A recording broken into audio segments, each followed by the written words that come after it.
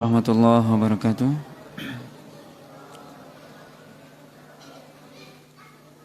Innal hamdalillah nahmaduhu wa nasta'inuhu wa nastaghfiruh wa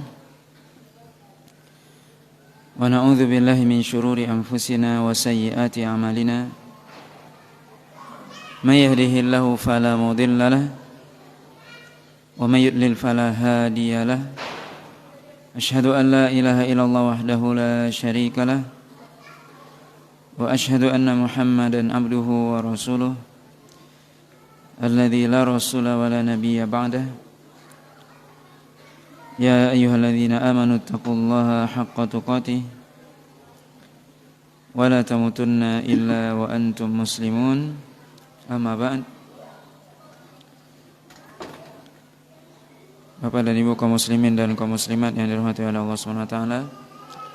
Alhamdulillah, puji dan syukur senantiasa kita sampaikan kepada Allah Subhanahu wa taala.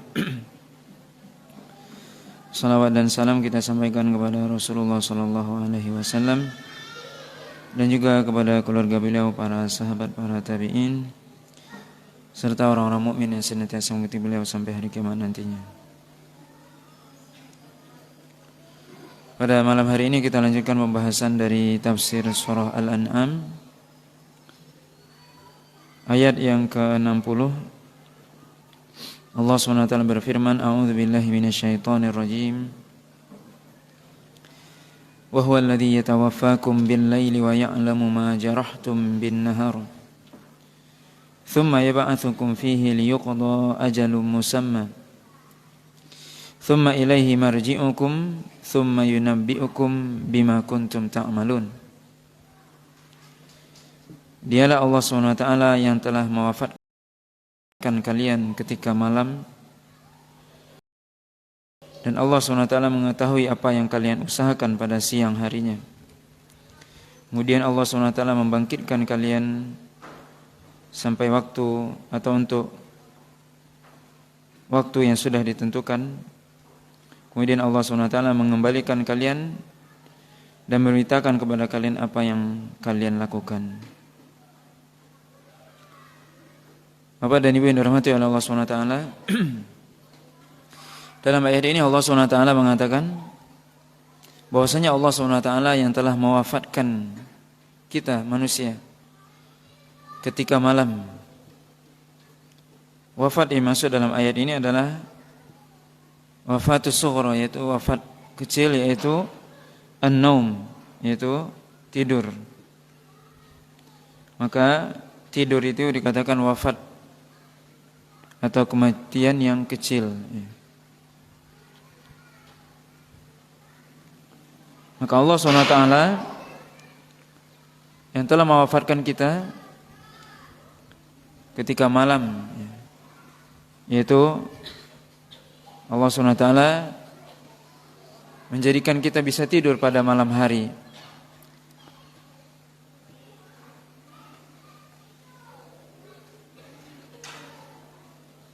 Dan tidur pada malam hari, atau Allah SWT menjadikan malam dan siang itu merupakan suatu nikmat. Allah SWT menjadikan malam sehingga kita bisa istirahat, dan tidur merupakan suatu nikmat. Dan Allah menjadikan siang untuk kita berusaha. Itu adalah hikmah dari Allah SWT. Kalau seandainya malam, selalu malam, tidak ada siang, maka Allah sebutkan itu dalam Al-Quran. Kalau seandainya Allah SWT menjadikan malam, siapa yang akan menjadikan siang? Dan kalau Allah menjadikan siang sepanjang waktu, siapa yang akan menjadikan malam? Maka adanya pergantian siang dan malam merupakan nikmat dari Allah SWT. Dan pada malam hari kita secara fitrah tidur, dan itu adalah nikmat dari Allah SWT. Allah SWT mengatakan, wa ja'alna al-laila libasa wa ja'alna an-nahara ma'asya. Allah SWT telah menjadikan malam itu sebagai libas, sebagai pakaian yang menutup dan siang sebagai tempat untuk berusaha.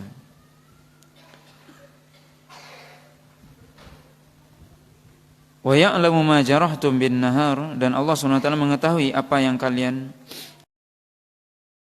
lakukan pada siang harinya.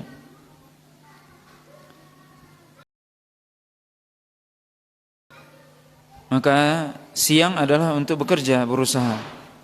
Dan ini hikmah dari Allah SWT. Allah jadikan siang untuk bekerja. Kemudian Allah katakan, "Tsumma yab'atsukum fihi liyuqda ajalun musamma."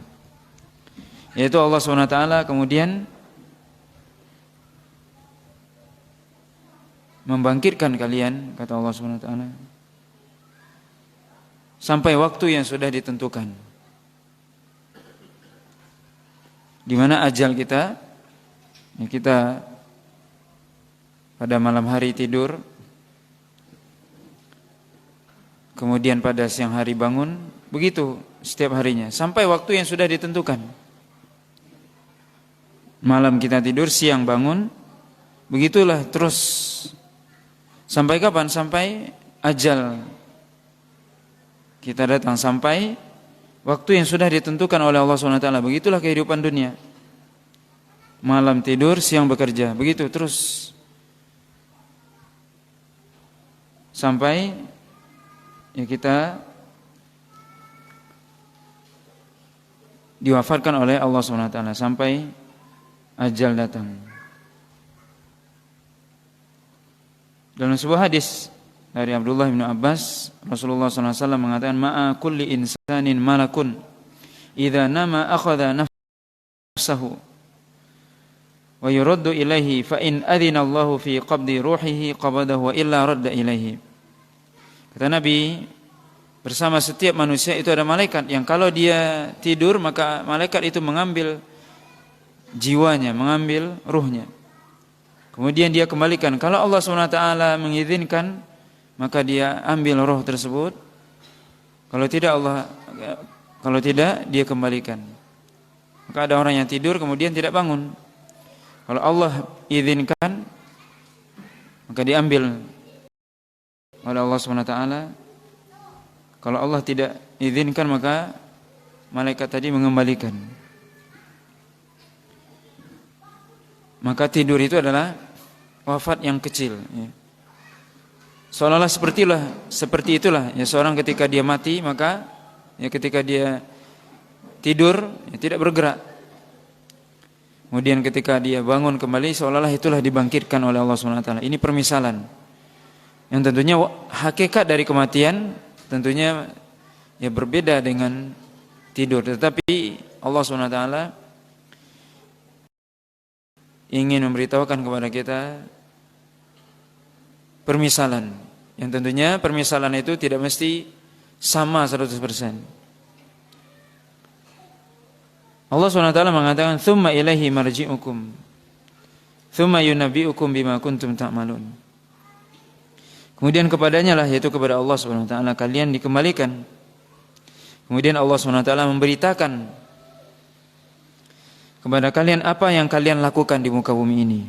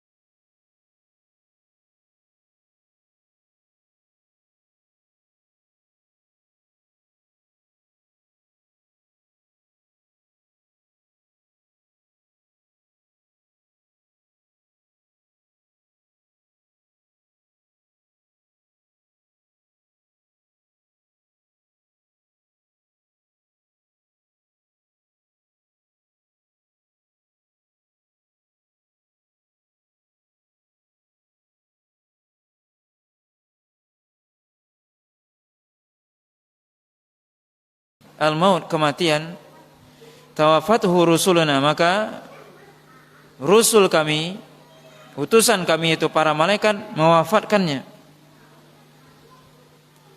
Wa hum la yufarritun, itu para malaikat itu tidak sedikit pun lalai dari tugasnya.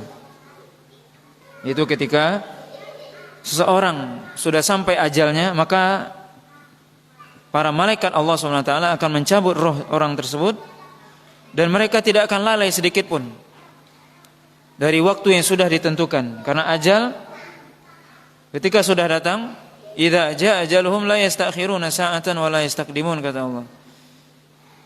Ketika datang ajal, maka tidak mungkin dikedepankan, dimajukan ataupun diakhirkan.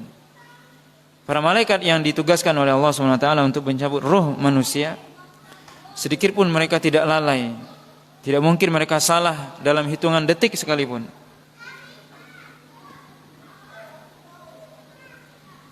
Maka disebutkan oleh para ulama, oleh Abdullah bin Abbas dan yang lainnya, bahwasanya yang mencabut roh manusia itu adalah para malaikat. Para malaikat. Makanya Allah SWT mengatakan di sini, tawaffathu rusuluna wa hum la yufarritun. Di mana malaikat maut, malaikat maut itu memiliki pembantu para malaikat yang mencabut roh dari jasadnya. Ketika roh itu sampai di kerongkongan, barulah malaikat maut yang mencabutnya. Itu disebutkan oleh Abdullah bin Abbas dan yang lainnya, bahwasanya seorang ketika ajalnya datang, maka para malaikat datang untuk mencabut rohnya. Ketika sampai di kerongkongan, maka baru malaikat maut yang langsung mencabut roh tersebut.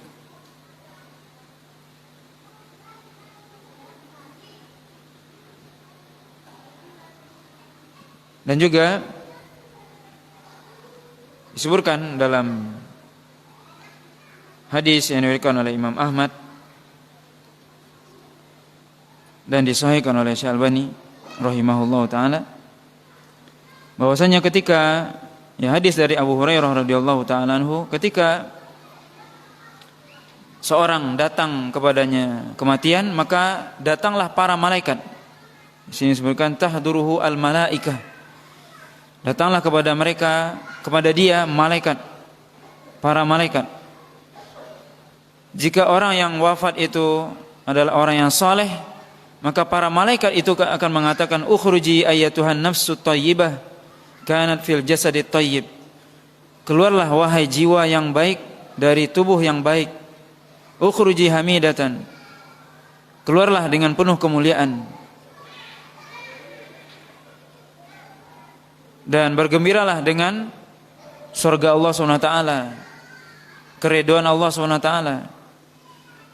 Maka itu dikatakan kepada roh tersebut sampai roh itu diangkat ke langit. Kemudian ketika sampai di langit, dikatakan, siapakah ini? Maka dikatakan, si fulan. Maka dikatakan kepada roh tersebut, yaitu penduduk langit, mengatakan, marhaban bin nafsi thayyibah kanat fil jasadil wahid, fil jasadit thayyib. Selamat datang wahai jiwa yang baik dari tubuh yang baik. Itu dikatakan oleh para malaikat yang menyambut di sana. Sampai ke langit yang tertinggi. Tapi kalau seandainya naudzubillah,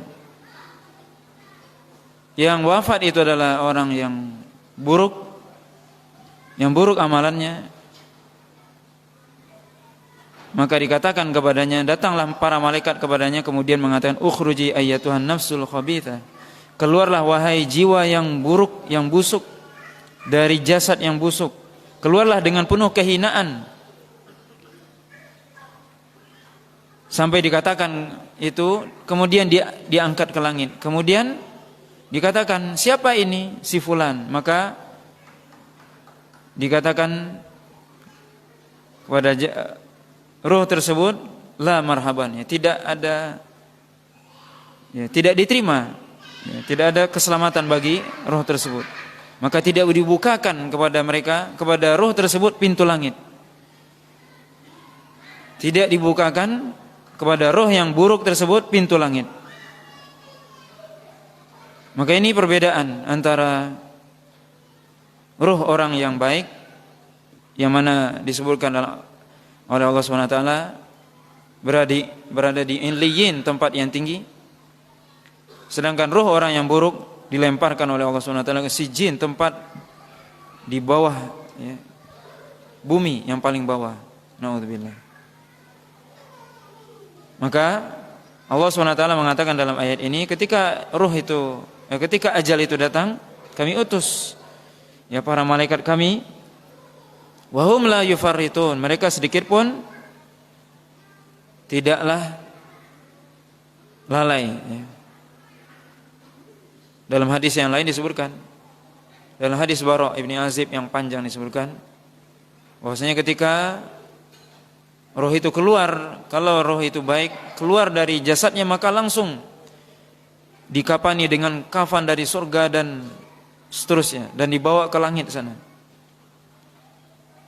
Dan ketika naik ke langit maka penduduk langit mencium bau harum sampai mereka bertanya, siapa ini? Ini rohnya orang mukmin. Adapun orang-orang yang durhaka kepada Allah SWT maka dia tersiksa, ya.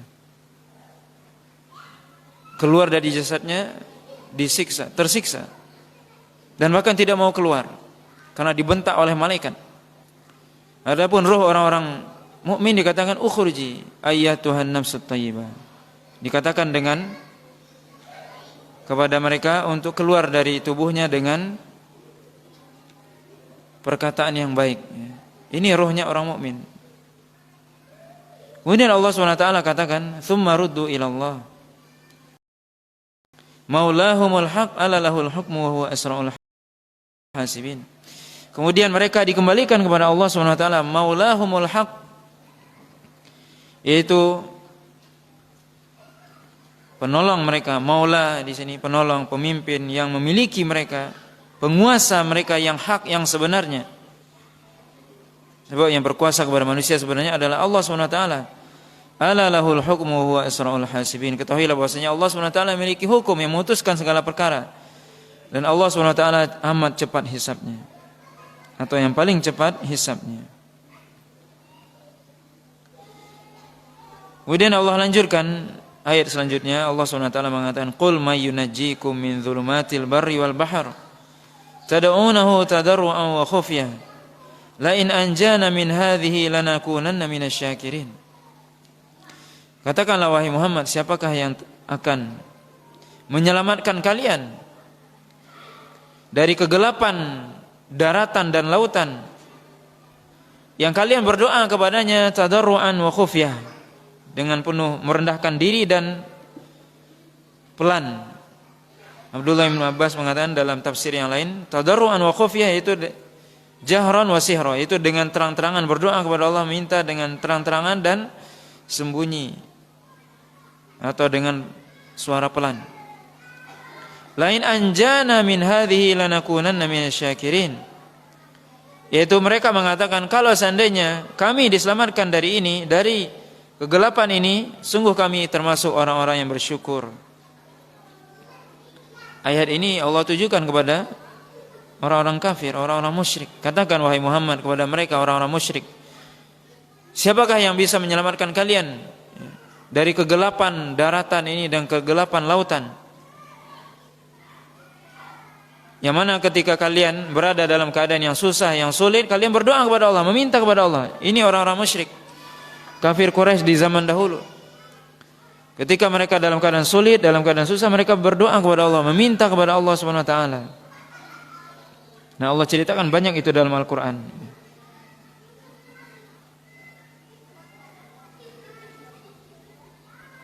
Allah SWT mengatakan misalnya,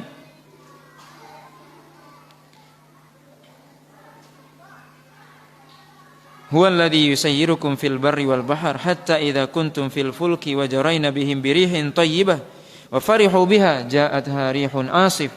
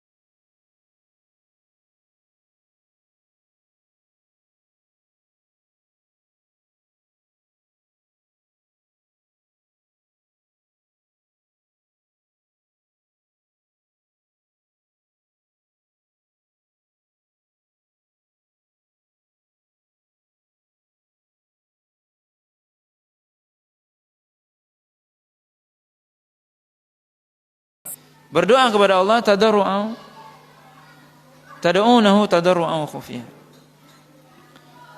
Yaitu kata Imam Ibnu Katsir, jahran wa sirra. Mereka berdoa kepada Allah dengan jahar, dengan terang-terangan, dengan jelas, dengan suara yang keras, sirran ataupun dengan sembunyi atau suara yang pelan. Mereka mengatakan lain anjana min hadhi, kalau seandainya Allah menyelamatkan kami, lanakunanna minasyakirin. Kami akan termasuk orang yang bersyukur. Bersyukur dengan apa? Ya, bersyukur dengan mereka menjanjikan apa?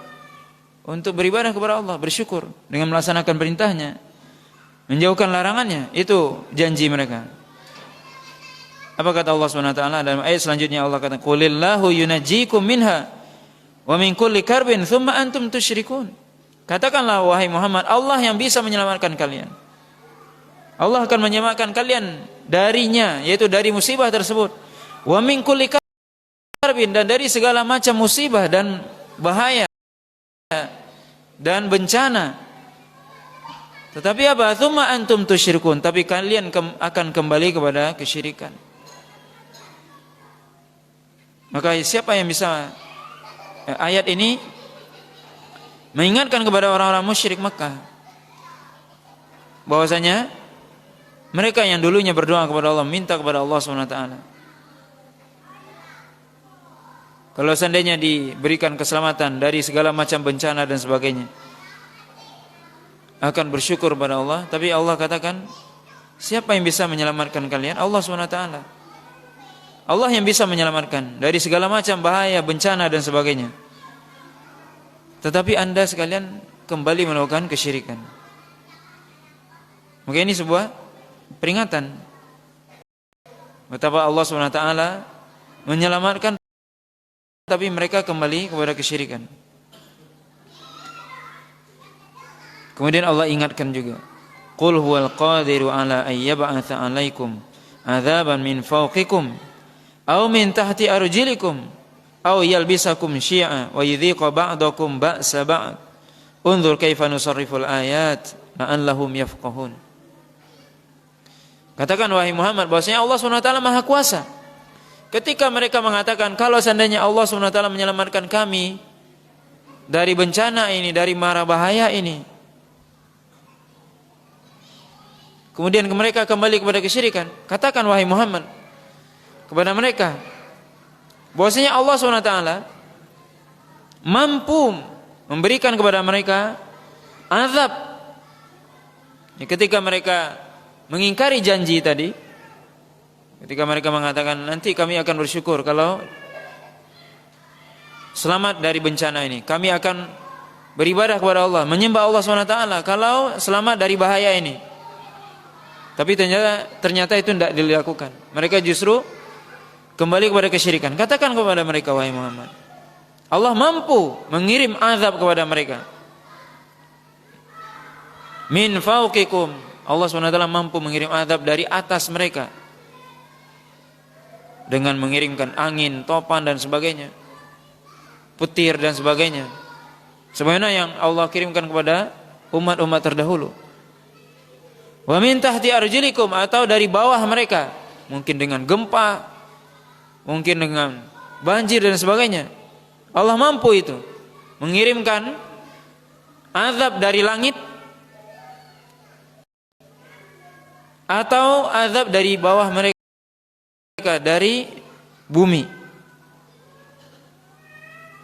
Aw yalbisakum syi'a wa yudhiqa ba'dakum ba'sa ba'd, atau Allah SWT menjadikan sebagian anda, menjadikan anda bercerai-berai, syi'an firqatan, artinya bercerai-berai, berkelompok-kelompok, yang mana sebagian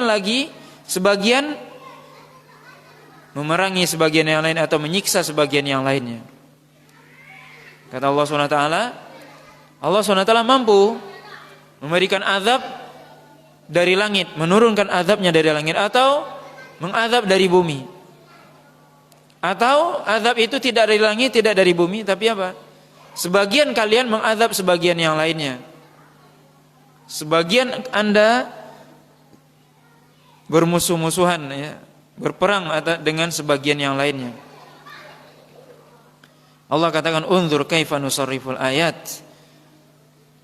Lihatlah bagaimana kami menjelaskan ayat-ayat ini, la'allahum yafqahum, agar mereka menjadi orang yang paham, agar mereka memahami.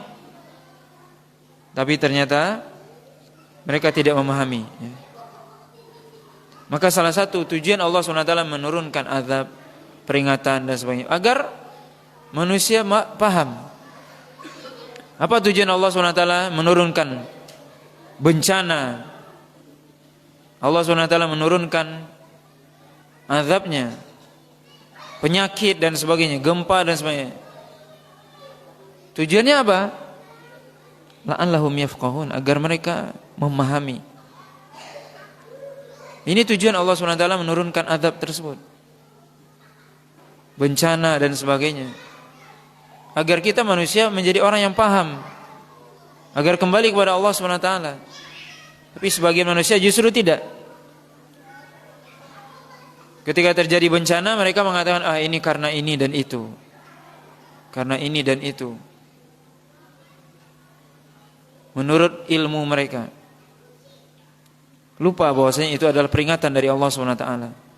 Allah SWT memberikan azab dari langit, atau mengeluarkan azab dari bumi, atau sebagian berperang dengan sebagian yang lainnya. Itu azab, itu peringatan, agar manusia mengambil pelajaran, agar kita mengambil pelajaran. Ini tujuan, ya. Allah SWT memberikan atau menurunkan azab. Kemudian Imam Ibnu Katsir menyebutkan banyak riwayat, ya, tentang ayat ini, hadis-hadis yang diriwayatkan oleh Imam Ahmad dan yang lainnya, bahwasanya Nabi SAW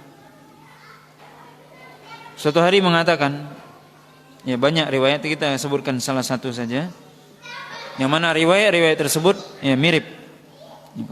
Kalau kita baca semua panjang, ya. Salah satu, ya, dari riwayat tersebut, di mana Nabi SAW mengatakan bahwasanya aku meminta kepada Rabbku. Ini hadis diriwayatkan oleh Imam Ahmad dan juga Imam Muslim, ya. Bahwasanya Nabi SAW mengatakan, aku berdoa kepada Allah SWT, meminta kepada Allah SWT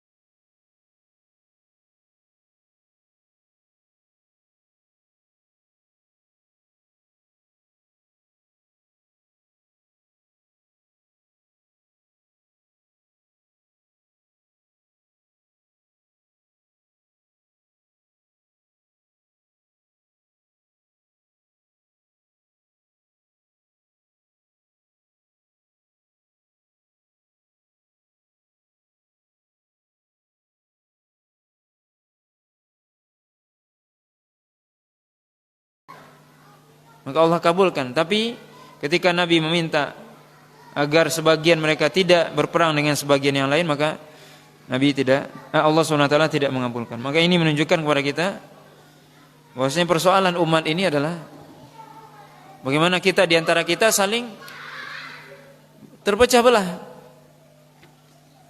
Di antara satu dengan yang lainnya bahkan saling membunuh, saling menjatuhkan.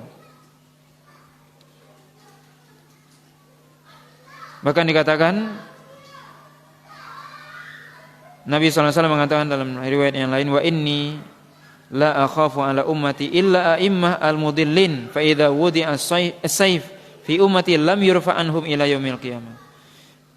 Tidaklah aku takutkan kepada umatku kecuali para a'immah, imam yang mudillin, yang menyesatkan. Ketika diletakkan pedang kepada umatku, maka tidak akan diangkat sampai hari kiamat. Artinya apa? Akan terjadi pembunuhan dan sebagainya. Maka salah satu tanda hari kiamat adalah disebutkan oleh Nabi kasratul haraj.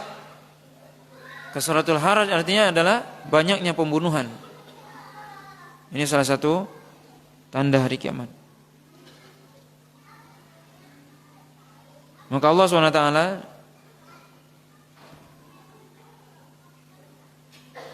dalam ayat ini memberikan peringatan kepada kita agar kita mengambil pelajaran dengan apa yang terjadi. Allah SWT kuasa menurunkan azabnya dari langit, menurunkan azabnya dari bumi. Allah kuasa itu.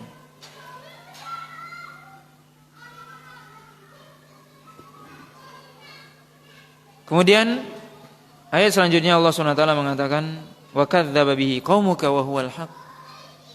Qul lastu alaihim biwakil. Qul lastu alaikum biwakil. Dan kaummu wahai Muhammad, orang-orang kufar Quraisy, kadzdzaba bihi, yaitu mendustakan Al-Qur'an. Wa huwal haq, padahal Al-Qur'an itu adalah benar.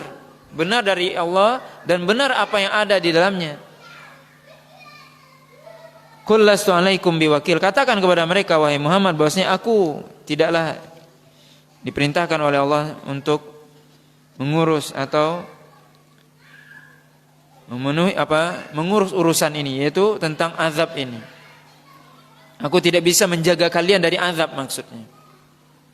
Qul lastu alaikum biwakil walastu alaikum bihafidhin. Artinya aku tidak bisa menjaga kalian dari azab ketika kalian mendustakan ayat-ayat Allah SWT, mendustakan Al-Qur'an. Likulli naba'in mustaqar wa sawfa ta'lamun. Setiap segala suatu berita yang sudah diberitakan akan datang. Abdullah bin Abbas mengatakan likulli naba'in haqiqatun, likulli khabarin wuqu'un. Artinya walau ba'dahin. Artinya Abdullah bin Abbas mengatakan ayat ini bahwasanya segala sesuatu yang diberitakan itu akan benar adanya.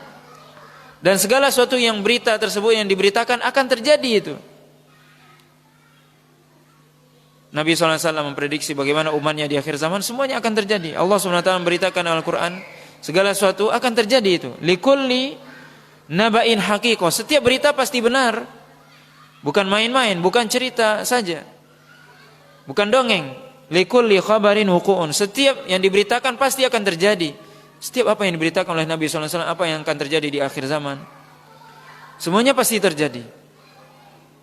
Kalau kita baca tentang hadis-hadis tentang akhir zaman, bagaimana? Itu semua pasti terjadi. Walau ba'dahin, kata Abdullah bin Abbas, walaupun itu terjadi setelah waktu yang lama, dengan perjalanan waktu yang lama.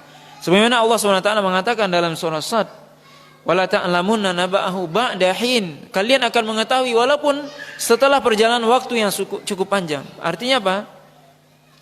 Segala sesuatu itu pasti akan terjadi.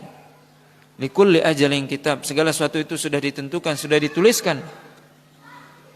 Ayat ini menunjukkan apa? Peringatan kepada kita. Wa idza ra'aital ladzina yakhuduna fi ayatina fa'arid anhum hatta yakhudu fi haditsin ghairihi. Wa imma yunsiyannaka syaitanu fala taq'ud ba'da dzikra ma'al qaumidz zalimin. Kata Allah SWT, kalau seandainya kalian melihat mereka, orang-orang kafir tersebut berolok-olok dengan ayat kami, maka berpalinglah dari mereka, menjauhlah dari mereka, sampai mereka mengubah pembicaraan mereka dengan pembicaraan yang lain. Dan kalau seandainya Anda dilupakan oleh syaitan, maka tinggalkan majelis tersebut, jangan duduk bersama mereka setelah Anda ingat. Ya, jangan duduk bersama orang-orang yang zalim. Ayat ini apa? Allah SWT mengingatkan kepada kita, kalau seandainya kita berada di satu majelis yang di dalam majelis tersebut orang berolok-olok terhadap ayat Allah, berolok-olok terhadap Allah, berolok-olok dengan Al-Quran, berolok-olok dengan Rasul, atau berolok-olok dengan Islam, dengan syariat Islam, tinggalkan majelis itu. Dalam surah An-Nisa Allah katakan, innakum idzam misluhum. Kalau Anda masih duduk di situ, berarti Anda sama dengan mereka, kata Allah dalam surah An-Nisa. Dalam ayat ini Allah katakan, tinggalkan, jauhi majelis tersebut. Sebab kalau kita tidak tinggalkan, berarti kita sama dengan mereka, berolok-olok dengan ayat Allah. Dan ini bisa jatuh kepada kekufuran, naudzubillah. Kalau seandainya Anda lupa karena syaitan melupakan, maka kalau Anda ingat, tinggalkan majelis itu. Jangan duduk bersama orang-orang zalim. Maka ayat ini ya sebagaimana surah An-Nisa ya, ayat 140 Allah katakan, "Idza sami'tum ayati la yukfaru biha wa yustahza'u biha fala taq'udu mahum hatta yakhudu fi haditsin ghairi. Innakum idzam mithluhum." Jika kalian mendengar ayat Allah itu diolok-olok, orang-orang bermain-main dengan ayat Allah, jangan duduk bersama mereka sampai mereka mengubah pembicaraan mereka. Kalau tidak, innakum idzam mithluhum. Kalau tidak, berarti kalian sama dengan mereka. Nauzubillah. Padahal berolok-olok dengan ayat Allah itu apa? Kekufuran. Sebagaimana Allah sebutkan dalam surah At-Taubah, "Qul abillahi wa ayatihi wa rasulihi kuntum tastahzi'un la ta'tadhiru qad kafartum ba'da imanikum." Katakan wahai Muhammad, apakah dengan Allah, ayatnya dan rasulnya kalian berolok-olok? Apakah pantas seorang berolok-olok dengan Allah, dengan ayatnya, dengan rasulnya? Tidak ada uzur bagi kalian. Sungguh kalian telah kafir setelah iman. Kalau berolok dengan ayat Allah, berolok dengan Islam, berolok dengan rasul atau syariat ini. Atau kita mendengar orang berolok, tinggalkan majelis itu. Kemudian Allah SWT katakan,